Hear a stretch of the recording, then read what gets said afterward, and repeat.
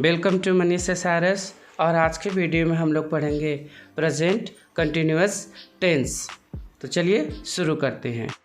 Present continuous tense.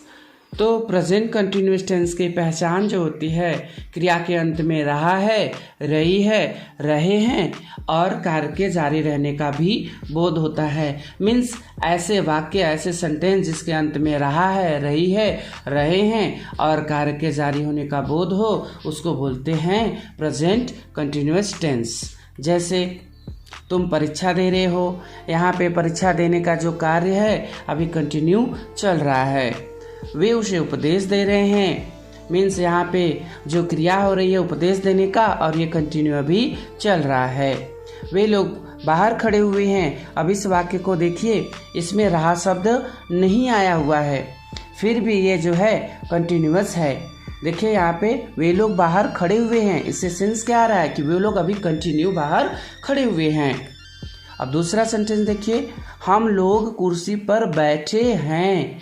अब इस वाक्य में भी रहा शब्द नहीं है, लेकिन सेंस क्या आ रहा है कि हम लोग लगातार अभी कुर्सी पर बैठे ही हैं, तो ये प्रेजेंट कंटिन्यूअस है। अब देख लेते हैं इसका स्ट्रक्चर क्या होगा। अगर वाक्य सकारात्मक हुआ, मीन्स अफर्मेटिव हुआ, तो उसको कैसे फ्रेम करते हैं। तो सबसे पहले लगाते हैं सब्जेक्ट, उसके बाद हेल्पिंग वर्ब के रूप में आता है इज एम आर, फिर क्रिया का फर्स्ट फॉर्म लगता है, उसमें ऐड करते हैं ING, then after object use होता है, फिर अदर वर्ड्स। जैसे तुम स्कूल जा रहे हो, you are going to school. यहाँ पे देखिए मेन वर्ब है गो, जाना, और इसमें ऐड हुआ है आईएनजी। सो जैसा कि मैंने कहा कि वर्ब के फर्स्ट फॉर्म में क्या ऐड होता है, आईएनजी। तो गो बन गया going, you are going to school. मैं किताब पढ़ रहा हूँ, आई एम रीडिंग बुक। अब रूल देख लेते हैं। तो अगर वाक्य में ही, सी, इट या किसी का नाम आएगा तो ऐड करते हैं इज, आई के साथ लगाते हैं एम, यू, वी, दे, और प्लूरल सब्जेक्ट हुआ तो लगाते हैं आर।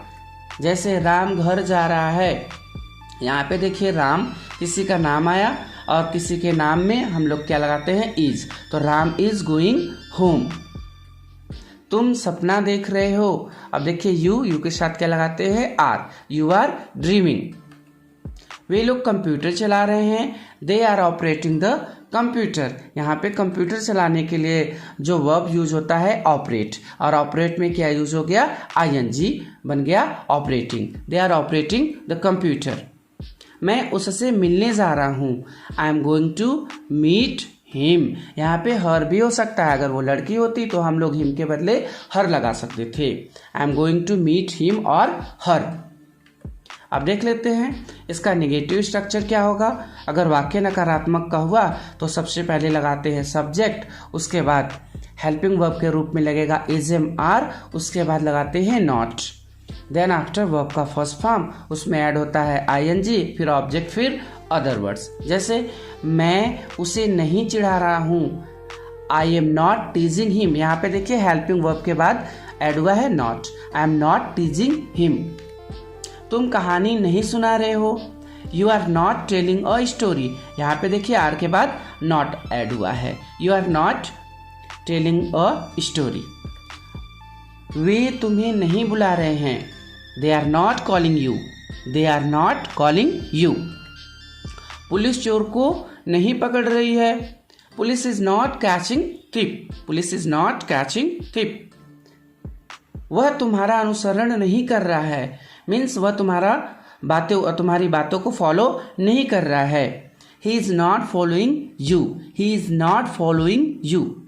अब देख लेते हैं वाक्य अगर इंट्रोगेटिव हुआ, प्रश्नवाचक हुआ, तो उसका फ्रेम कैसे करते हैं, मीन्स उस वाक्य को कैसे बनाते हैं। तो सबसे पहले हम लोग लगाते हैं helping verb, is am are में से कोई एक आएगा हेल्पिंग वर्ब के रूप में, देन आफ्टर यूज होता है सब्जेक्ट, फिर वर्ब का फर्स्ट फॉर्म, उसमें लगाते हैं आईएनजी, फिर object, then after other word, और लास्ट में लगाते हैं क्वेश्चन मार्क। जैसे क्या तुम स्कूल जा रहे हो, are you going to school. यहाँ पे देखिए सब्जेक्ट से पहले क्या लगा है, आर, तो are you going to school, क्या तुम स्कूल जा रहे हो।